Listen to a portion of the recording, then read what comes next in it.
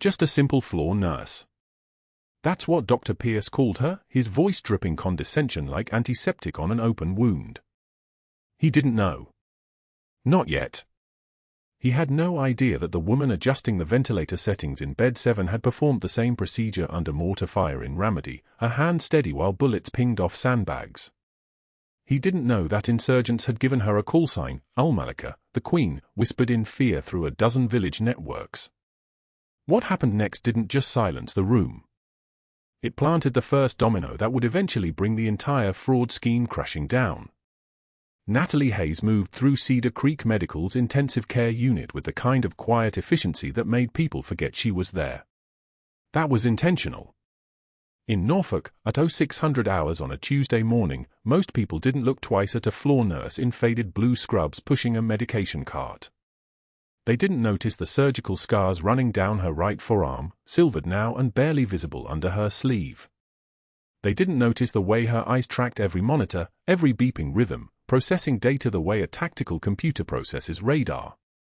They certainly didn't notice the small folded American flag in her locker on the 3rd floor, tucked beneath her street clothes, waiting for the moment she could deliver it to a man who deserved it more than anyone alive. The Army Rangers called it a promise made in blood. Corporal Jenkins had pressed the flag into her hands during a patrol outside Fallujah, 3 seconds before the IED detonated. "When I don't make it," he'd whispered, "you give this to Reeves. You tell him I held the line." Jenkins didn't make it. But his commanding officer did. Sergeant Marcus Reeves, Danny Hayes' commanding officer, Danny being her son, had survived that day because Natalie had been embedded with his unit, her official assignment as a combat medic looking exactly like what it was supposed to look like. Now Reeves lay intubated in Bed 7, and she was the only one who understood what his lungs were trying to tell them. She arrived for the 0600 shift change and moved directly to Reeves' room without stopping at the nurse's station. Muscle memory from 17 years of 2 paths, the first 7 as captain in the Army Medical Corps, the last 10 in civilian hospitals where nobody asked questions about the gaps in her resume. Her badge clattered softly against the stethoscope around her neck as she leaned over the bedside monitor. The ventilator wheezed its mechanical rhythm, steady, but the oxygen saturation curve told her something was wrong. Not critically wrong. Not yet. But wrong enough that without intervention, aspiration pneumonia would set in within 48 hours. Wrong enough that she would lose him. She'd seen it before. In Ramadi, in a forward operating base that didn't exist on any official map, she'd watched men die from decisions made by people who had protocols but no battlefield experience. She pulled on a fresh pair of gloves, they snapped like gunshots in the quiet room, and began reviewing the ventilator settings. The angle was aggressive, the pressure settings wrong for a man with compromised lung capacity from a blast concussion. His wife, Catherine, sat in the corner chair, her face hollowed out by 3 days of sitting vigil. Their teenage daughter was asleep against her mother's shoulder. Natalie made the adjustment with the precision of someone who'd done this before. Not on a ventilator in a hospital, but on field equipment while incoming fire echoed across a ravine. The settings shifted. The oxygen saturation number climbed. 89, 91. 92, she noted it in the digital chart with the kind of meticulous documentation that would later become evidence. Timestamp, 0607. Change rationale, angle adjustment to reduce aspiration risk based on clinical presentation consistent with post-blast lung compromise. The Reeves family didn't notice. They wouldn't have understood the significance. But someone would. That someone walked through the door at 06:05, trailing the smell of expensive cologne and morning coffee. Dr. James Pierce wore a white coat like a uniform designed to make him feel invincible. 38 years old, Mayo Clinic residency, published in 3 journals, and running a billing scheme so sophisticated it had fooled 3 separate audits. He carried a tablet like a general carried a command staff, and he never looked directly at the people doing the actual work of keeping his patients alive. Family present, he said to the room at large, not to Natalie specifically. His question was directed at the air between them, the space reserved for people who mattered. "Yes, Doctor," Natalie said quietly. She stepped back from the monitor, creating space for him to approach, her hands folded at her front in the posture of deference she'd perfected over 10 years of civilian practice. Gone were the days when she'd issued orders to surgical teams. This was a different kind of operation. Pierce scanned the ventilator settings and his eyes narrowed. Who adjusted these parameters? His voice had the texture of someone used to unchallenged authority. Each word was a small insult wrapped in professionalism. I made the adjustment at 0607, Natalie said. Patient was trending toward aspiration risk. The anterior angle was not your decision to make. Pierce's eyes came up from the monitor, and there was something in them that suggested he'd done this before. Established authority. Crushed it. Moved on. I'm going to need your credentials. He said it like he was asking for her driver's license at a traffic stop. Who authorized you to alter patient settings without consulting me? Catherine Reeves sat forward in her chair. Her daughter's eyes opened. They were watching now.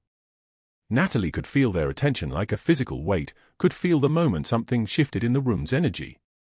This was the public part of power, the demonstration that had to happen in front of witnesses to be meaningful. Sergeant Reeves was displaying early signs of ventilator-associated pneumonia risk, Natalie said. Her voice remained level, measured, the voice of someone reading from a textbook. Inside, something else was happening. Inside, her shoulders relaxed in the way they did before contact. Inside, she was already 10 moves ahead. The tension pneumothorax profile in post-blast cases requires tension pneumothorax. Pierce's voice cut across hers like a blade.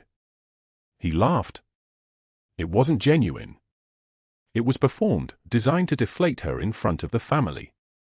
He has no tension pneumothorax. He has a thoracic contusion. Are you suggesting you know more than the attending physician about this patient's condition? No, doctor.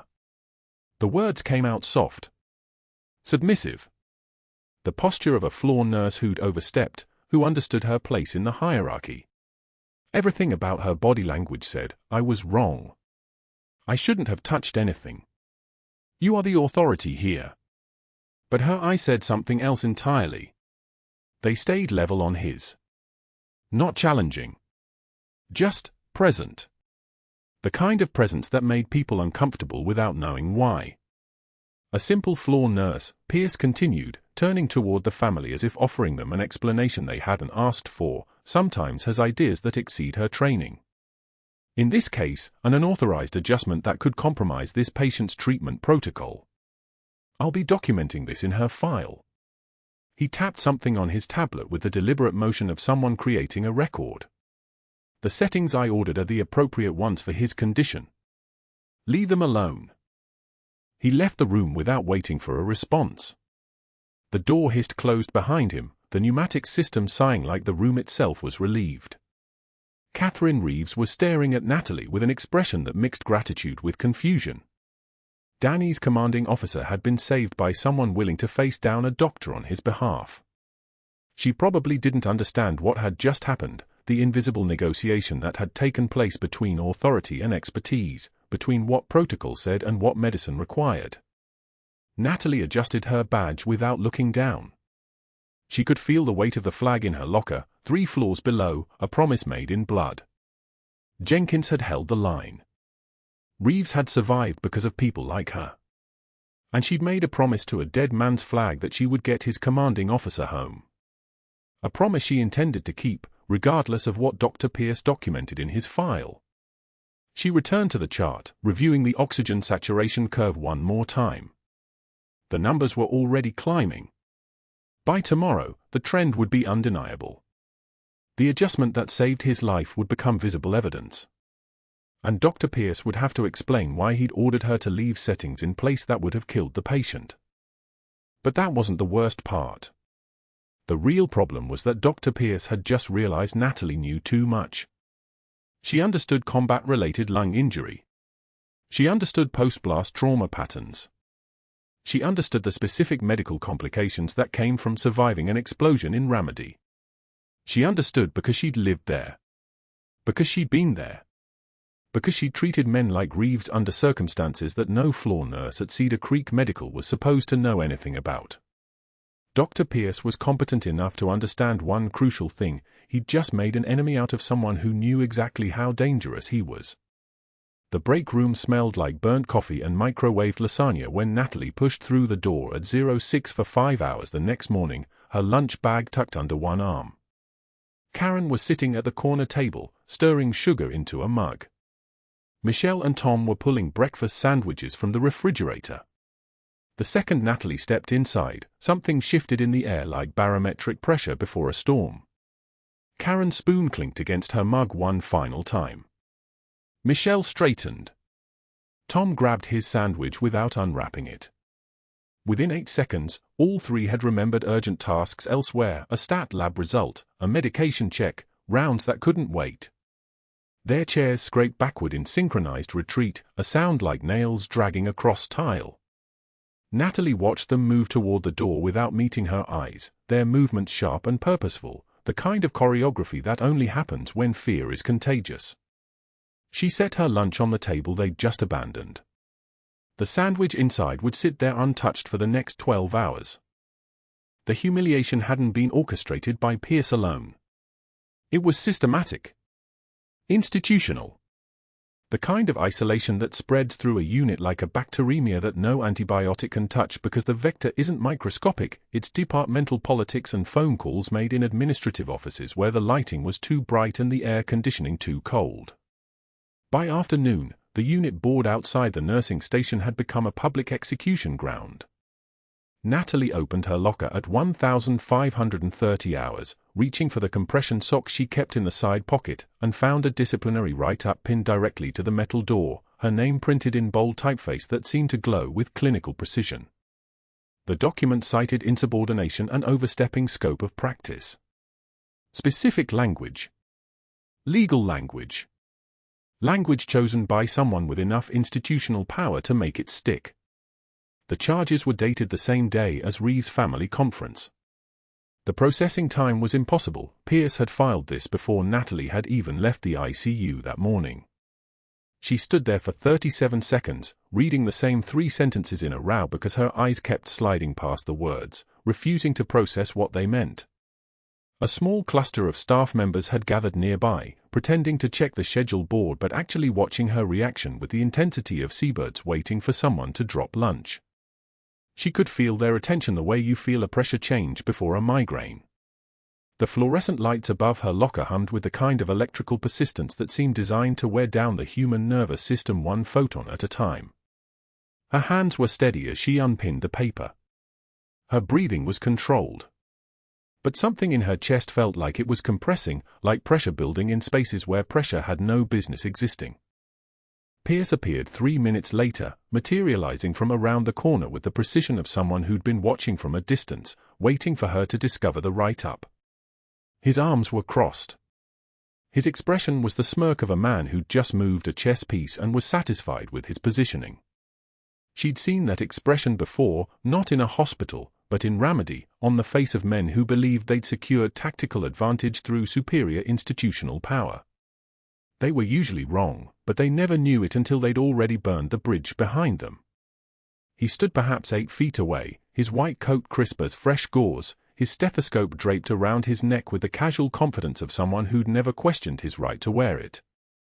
Natalie met his eyes without flinching, without the courtesy of a downward glance, without any of the social deference that had been drilled into her training as a floor nurse. She let him see that she'd read the write-up. She let him see that she understood exactly what it meant. And most importantly, she let him see that the fear he'd engineered hadn't landed the way he'd intended. There was no trembling. There was no face-burning shame.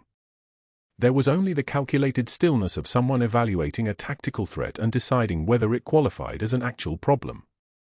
Sergeant Reeves is alive because I know what tension pneumothorax looks like in combat conditions, Doctor, she said, her voice dropping to the register she'd learned in a classroom 7,000 miles from Norfolk, where trainers had taught 63 soldiers how to keep people breathing after explosions had rearranged their anatomy.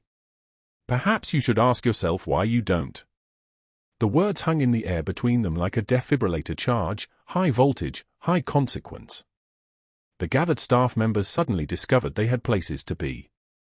The pretense of schedule checking dissolved into actual movement. Only Pierce remained stationary, his smirk wavering for approximately 2 seconds before he turned away and moved back around the corner. His jaw tightened into a hard line that suggested he was grinding his teeth hard enough to generate dust. Natalie looked down at the disciplinary write-up still in her hand. The paper felt thin, almost transparent, the kind of documentation that filled filing systems and marked the beginning of formal proceedings. But she'd seen actual threat assessments. She'd compiled casualty reports. She'd filled out after-action reviews that would determine whether soldiers lived to fight another day or were shipped home to Arlington. A disciplinary write-up was administrative theater. Which meant Pierce was afraid. Which meant her charting had already done its damage. The truth was precision. Over the last 72 hours, Natalie had documented inconsistencies in procedure logs that shouldn't exist. Patients assigned to Pierce's service who'd received procedures they didn't need. Medications billed at quantities that exceeded the numbers actually recorded in the Pyxis system, the automated dispensary that tracked every pharmaceutical movement with the impassive reliability of a surveillance camera. Equipment orders from a company called Meridian Medical Solutions that exceeded national benchmarks by factors of 3 and 4. Insurance claims submitted with diagnosis codes that bore no relationship to actual patient presentations. She wasn't looking for fraud. She was looking for threats to Sergeant Reeves. That was the mission, the only mission that mattered. But her eyes were trained to see patterns, and patterns had appeared, and patterns in medical records were the kind that never disappeared once they'd been logged into a system. Pierce had a financial arrangement with Meridian. That much was obvious from the billing correlations. She didn't know the exact percentage of kickback. That calculation belonged to federal auditors and forensic accountants, but she knew it existed the way you knew a fist was coming when you saw the muscles tense in someone's shoulder. The volume of unnecessary procedures had been running at $63,000 per month, per her back-of-napkin mathematics. That was mortgage-level money. That was protect this at all costs money. That was eliminate any threat to this arrangement money. And she, a floor nurse with no official credentials that mattered to anyone except the people who actually mattered, had documented every single inconsistency in a chart system that would eventually be audited.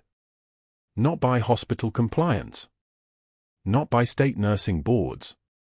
By federal investigators with subpoena power and forensic software. She tucked the disciplinary write-up into her pocket, next to the folded flag from Sergeant Reeves' teammate, the one who'd died in her arms in a building that had mostly ceased to exist after an IED had rearranged the structural integrity. 2 pieces of paper. One marked her termination. The other marked her purpose. She couldn't let Pierce steal either one. The flag felt heavier every day. 3:15 in the morning. The monitors started screaming before Natalie's eyes fully opened. Sergeant Reeves' ventilator alarm shrieked through Cedar Creek Medical's 4th floor like a predator's call, and Natalie was moving before the second beep sounded. She knew that rhythm. Knew what it meant. The tension in the room told her everything, his wife clutching the doorframe, the night nurse frozen at the bedside, Pierce's absence from the unit like a vacuum waiting to be filled with disaster. She pushed through the door to find Reeves' oxygen saturation dropping in real time, 94, 89, 83. His skin had turned the color of storm clouds. The left side of his chest wasn't moving.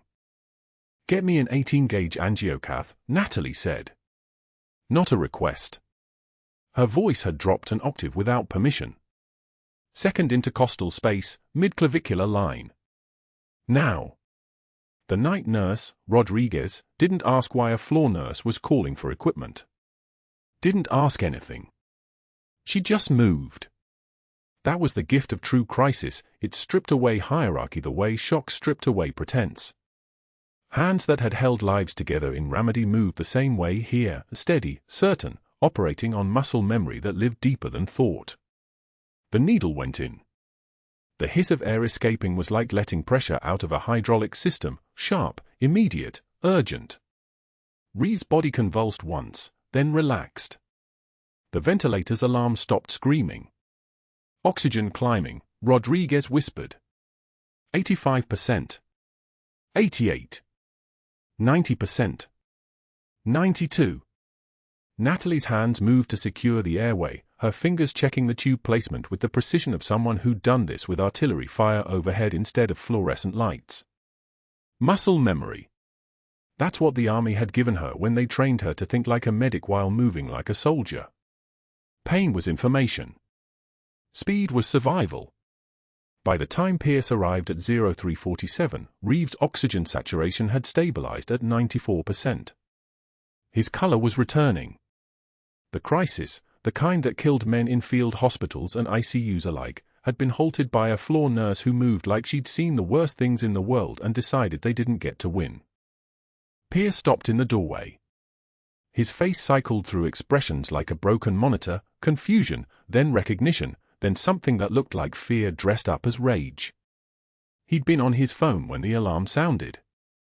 Natalie could see the calculation happening behind his eyes. How long had she been in here? What had she done? Who had seen it? What the hell happened? His voice came out sharp, defensive, the way predators sound when they've just realized they're not the apex in the room after all. Tension pneumothorax, Natalie said. She didn't look at him. Her eye stayed on Reeves' chest, watching for any sign of the collapse returning. Needle decompression at 0332.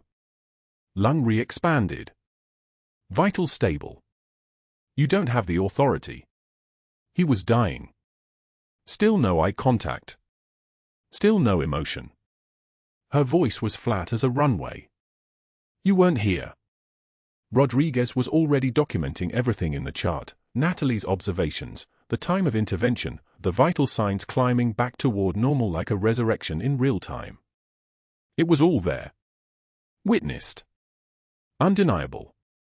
And in that documentation, if anyone cared to look closely, was evidence that a floor nurse at Cedar Creek Medical possessed medical knowledge that didn't fit her job description. Mrs. Reeves moved into the room, her hand trembling as she reached for her husband's fingers. "Thank you," she said, and the words fell into the space between them like stones into still water. "Thank you." Natalie nodded once. That was the only thanks that mattered. Not Pierce's silence or his rage. Not the implications of what had just happened in front of the night shift and the family of the patient she'd been assigned to protect. The only thank you that mattered was a man who'd survived the night, who would wake up breathing, who would live to recover the intelligence locked in his memory about the insurgent network she'd been embedded here to monitor. By 6 o'clock in the morning, with hospital corridors shifting from night silence to day noise, Natalie understood the problem. She'd exposed herself. Not her rank. Not her actual role. But something worse, she'd shown what she was, and in a hospital environment, that kind of knowledge couldn't be explained away. Combat medicine training. Battlefield triage instinct. The kind of composure that only came from having made life and death decisions while surrounded by people trying to kill you. Pierce's phone call started before the sun cleared the Norfolk skyline. The first call went to board member Harrison at 6:43 a.m. She knew because she heard Pierce's voice from the physician's lounge, crisp and constructed, building a narrative-like architecture, concerned about scope of practice violation. A floor nurse administered emergency medical interventions without physician oversight. Could be a credentialing issue. Might warrant investigation. The second call went to 3 other board members in succession. Each message identical. Each one a brick in a wall. By 8 o'clock, Administrator Davis had called an emergency meeting. By 10, Margaret Chen from the State Nursing Board had arrived at Cedar Creek Medical with a briefcase and a list of questions that felt like accusations dressed in professional courtesy. Natalie sat in the HR office on a chair that faced a metal desk while Davis read from a prepared statement. The fluorescent lights hummed overhead like insects trapped in plastic. Margaret Chen had kind eyes and a pen that didn't stop moving across her legal pad. "Your nursing license shows some unusual flags," Chen said, not looking up from the file. "Federal security notation. Can you explain that?" Natalie couldn't. Not without compromising the mission. not without revealing that her license had been issued with embedded security protocols because the Army intelligence community had embedded her at Cedar Creek Medical 3 months prior to monitor Sergeant James Reeves, a ranger who'd been wounded in Ramadi and brought stateside carrying information about an Al-Qaeda affiliate network that had already made 3 attempts on his life through Hospital X, Hospital Y, and Hospital Z before they moved him here. She couldn't explain that her combat medical training came from 8 years as a trauma combat medic with the 75th Ranger Regiment. That she'd attended the same schools as Special Operations combat medics, that her hands had held together 23 soldiers who would have died without her intervention in Ramadi's Jolan district. That her nursing credentials were real but incomplete, shaped by a government that trusted her to save lives but not to explain why. "I trained extensively," Natalie said quietly. Her voice had gone soft again. The mask had slipped back into place, smooth and deferential. "Continuing education. Private certifications. Through what institution?" Chen's pen was poised. Natalie said nothing. There was nothing she could say that wouldn't create a paper trail leading back to classified briefings in the Pentagon and deployments that officially didn't exist on her civilian record. The investigation broadened. Chen requested Natalie's complete employment history, her educational background, her certifications, everything. The hospital's legal team became involved.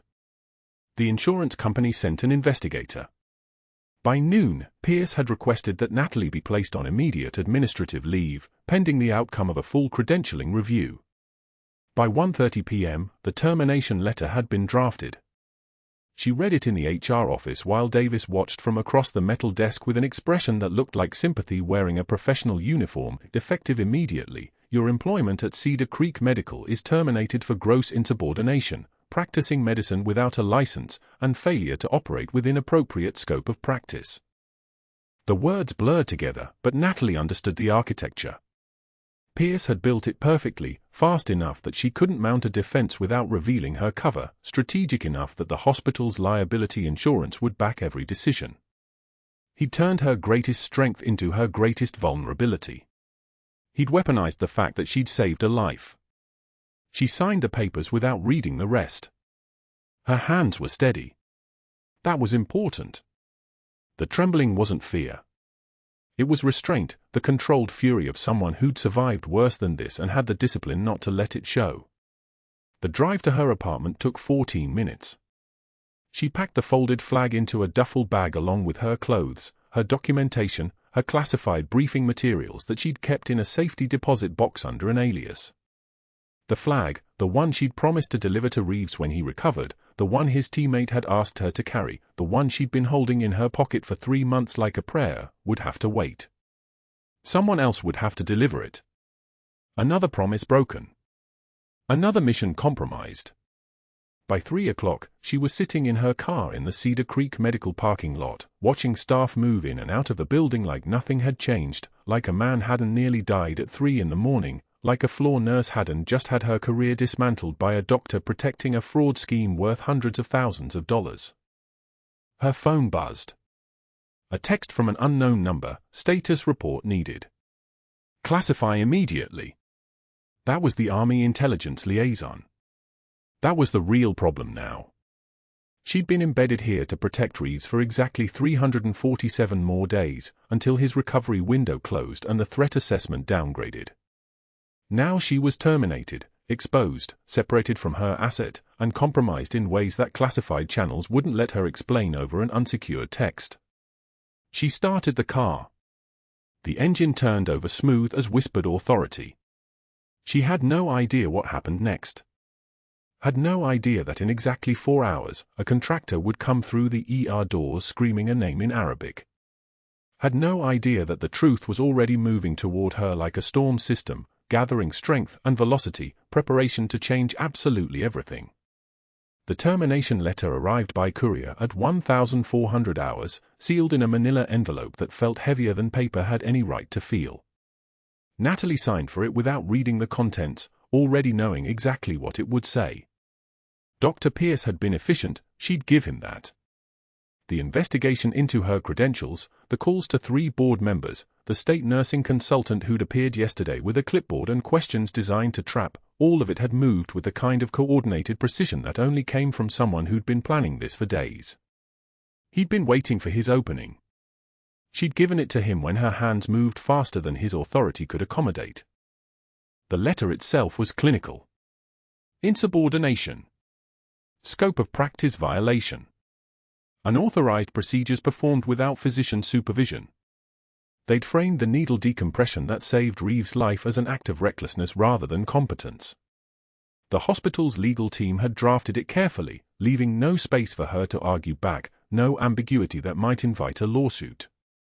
Natalie folded the letter once and placed it in the breast pocket of her scrubs, right next to the flag. She descended to the basement at shift's end, her shoes clicking against the concrete steps in a rhythm that matched her breathing, measured, controlled, deliberate. The laundry facility was a cavern of industrial washers and dryers that hummed like sleeping machinery, the air thick with steam and bleach that coated the back of her throat. Fluorescent lights buzzed overhead, casting everything in a sickly white pallor that made the blue scrubs in her hands look almost purple. One by one, she folded them. The first top went down on the metal table, left sleeve over, right sleeve over, fold at the waist, fold at the shoulders. Perfect thirds. Exactly how she'd learned in a combat hospital in Ramadi, where a nurse who couldn't maintain obsessive order became a liability. Where precision in small things meant focus in the moments that mattered. She'd spent 18 months teaching Iraqi medics how to control hemorrhage, how to recognize sepsis before it took root, how to fold bandages that stayed folded under conditions that would destroy lesser discipline. Those were the hands that had adjusted Reeves' ventilator settings. Those were the hands that had performed needle decompression at 0300 hours without hesitation or doubt. Those hands were finished. The second scrub top joined the first. The third.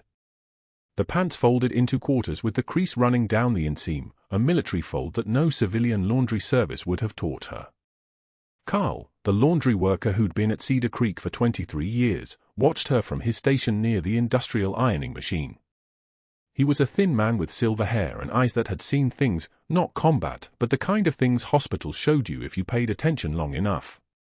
He didn't ask questions when Natalie had come down here before, needed the quiet of the basement where no one could hear her breathe. He just made space for her, turned down the dryer so she could think. "You're the one saved that ranger upstairs, aren't you?" His voice came soft, careful not to startle her. She was folding faster now, muscle memory taking over. "That sergeant from the ICU. My daughter's got a kid in the 75th Ranger Regiment. Fort Benning. She worries."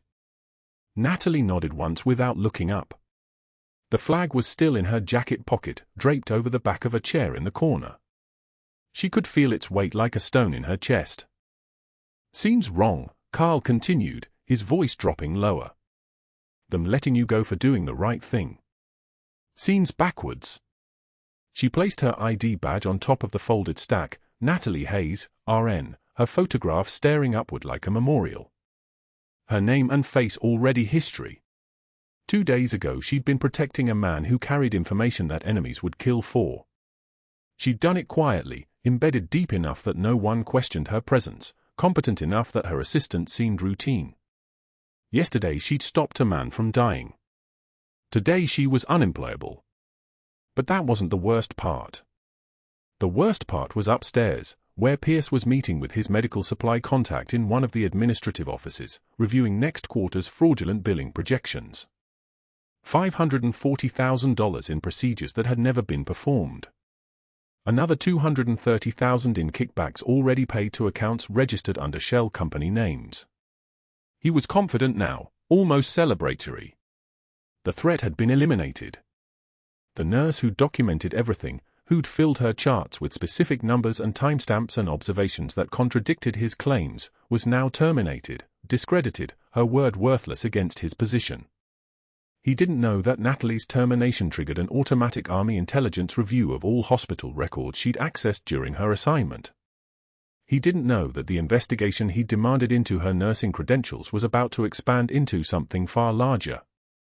He didn't know that 3 names in her encrypted notes weren't just medical observations, they were procurement officers working directly with the supply company, and every transaction they documented would be cross-referenced with federal contracting databases.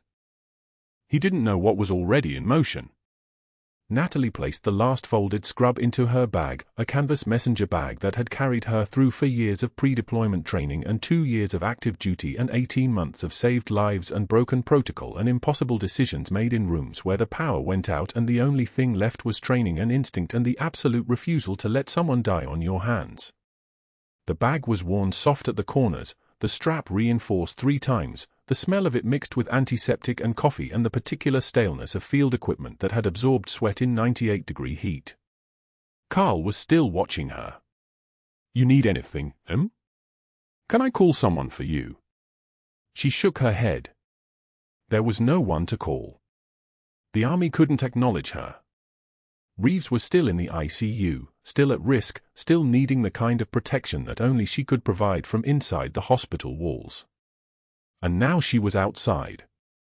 Now she was exposed, powerless, unable to monitor his chart or track his medications or know whether the next person to adjust his lines would have his survival or Dr. Pierce's profits in mind.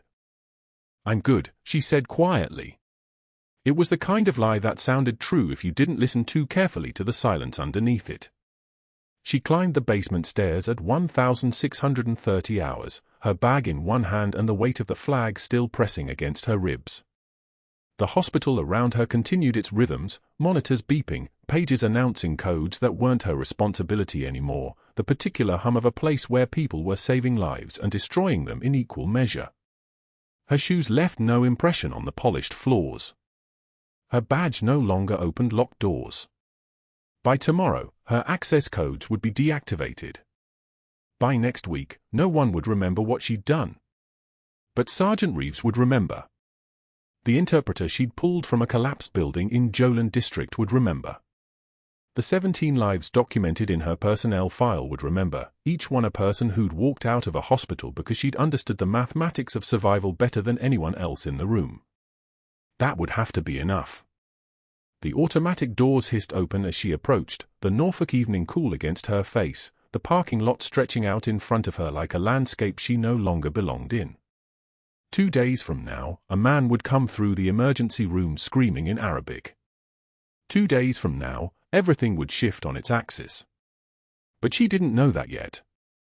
Right now, she was just a fired nurse walking to her car, carrying blue scrubs and a folded flag and the particular exhaustion that came from being good at things the world didn't want you to know about. She placed her bag on the passenger seat and sat in the driver's seat with both hands on the steering wheel, not turning the key, not starting the engine, just breathing. Outside, the city moved forward without her. The hospital continued behind her. Somewhere in the ICU, Sergeant Reeves was fighting for breath while a monitor calculated his oxygen saturation and Dr. Pierce calculated his next move, and no one knew that the person who'd saved him was now gone. The flag felt like it was burning through her jacket.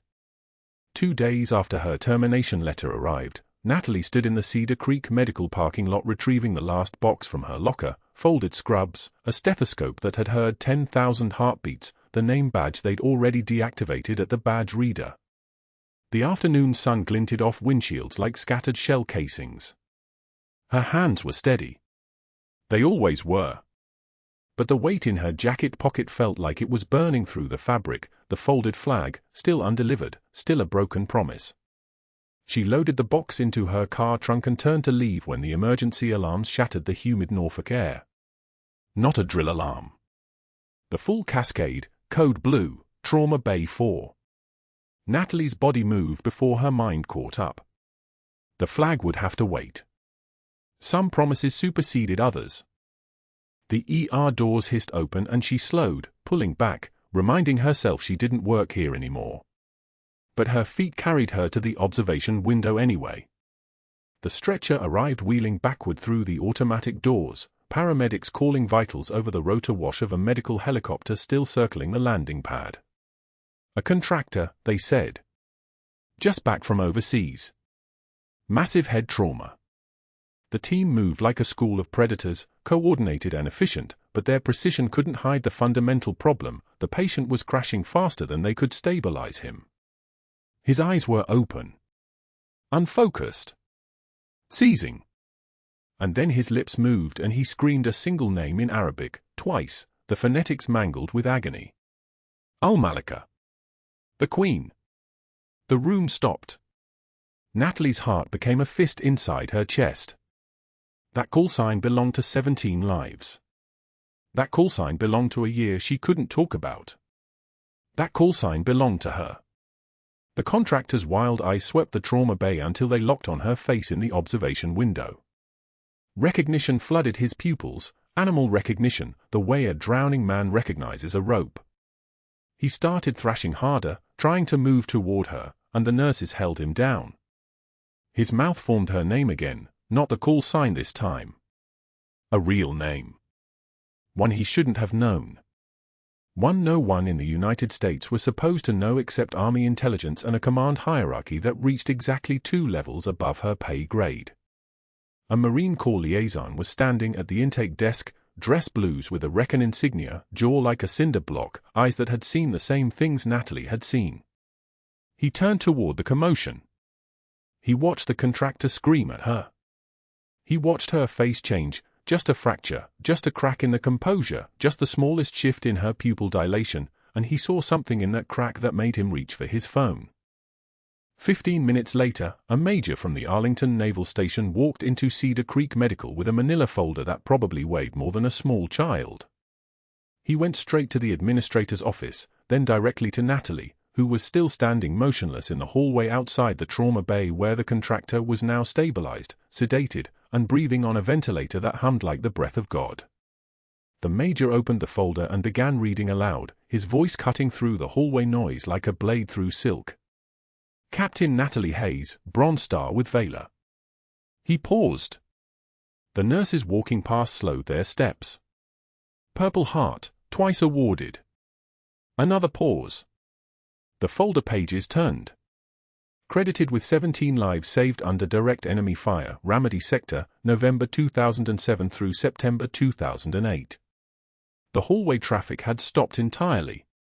Staff members were turning now, actually turning to look at her. Natalie's expression didn't change. Her breathing remained controlled. Her hands remained at her sides. Embedded Intelligence Operation Designation, Angel 6. The major's voice grew louder. Current assignment, Cedar Creek Medical, Protective Detail, Sergeant Marcus Reeves. The folder snapped shut. You're not fired. You're on federal assignment. You've been under investigation as a federal operative since the day you were hired, and anyone who touched your credentials just committed a federal crime. The silence lasted exactly 3 seconds. Then Dr. Pierce emerged from the administrator's hallway, still riding the high of his sabotage, still gleaming with the satisfaction of a man who'd just destroyed someone he considered insignificant. His face was open. Triumphant. Ready to announce his victory to the major and the gathering crowd. His mouth opened to speak and a 2-star general walked through the automatic doors. General Catherine Thornton. Command presence like an electromagnetic field. Her dress uniform bore medals that told a story of 28 years of decisions that changed the course of classified operations. She saw the major. She saw the folder. She saw Natalie standing motionless in the center of the chaos like the eye of a hurricane. And then she rendered a salute, a full ceremonial salute, fist to chest, held for a full beat, directly to Natalie's face. The general's uniform reflected the fluorescent lights like burnished steel. Dr. Pierce froze. His jaw remained open. His triumph became something that looked like confusion, then something that looked like fear. The federal audit that Pierce had demanded to discredit Natalie's credentials arrived via encrypted email within 4 hours. Not because they suddenly decided to investigate, they'd been documenting everything for 3 years. Every fraudulent procedure, every inflated equipment charge, every kickback payment disguised as consulting fees. The medical supply company owner, facing potential criminal charges, provided emails showing Pierce personally approving each fraudulent claim. $53,000 per quarter. 3 years. 16 separate false billing cycles. The state nursing board investigator, Margaret Chen, discovered something worse. Pierce had forged her signature on the initial complaint that started Natalie's termination. She'd never found any credentialing issues. She'd been ready to file a clean report. But Pierce had fabricated her investigation, fabricated her findings, and attempted to bribe her into falsifying testimony. When Chen refused, he'd forged her name instead. The 3 board members who received his calls about the rogue nurse began providing records to federal prosecutors within hours of the general's arrival. Those records showed conspiracy to terminate a federal operative during an active intelligence mission. The insurance company launched its own investigation and discovered that Pierce had billed for procedures on Sergeant Reeves that were never performed, exploiting a critically injured veteran's file to generate phantom revenue. The medical license suspension arrived 72 hours later. His wife filed for divorce before the weekend. She took their daughter and the house in Norfolk, moving to Richmond with a restraining order that she didn't even have to request. Pierce had stopped showing up for it anyway. He sat alone in his empty office, his expensive watch and framed diplomas already boxed on the floor. Security escorts waited by his desk. Every physician who'd witnessed his humiliation of Natalie refused to provide a reference. The hospital's legal department had instructed all staff members not to communicate with him directly. The only job he could secure required no references, no credentials verification, and no questions asked, teaching CPR fundamentals to bored community college students for minimum wage. He stood in front of a plastic training dummy, pressing his palms against its unfeeling chest, demonstrating the correct compression depth to students who didn't know who he was and wouldn't have cared if they did. The dummy's face was blank. Permanently serene. Never judging. Never recognizing. It was the only thing that would tolerate his touch anymore. And somewhere in that break room, during his lunch hour, someone would eventually send him a link to a video of the Pentagon ceremony. The medical dummy would be visible in the background of his reflection, watching him watch her receive recognition he'd tried to destroy.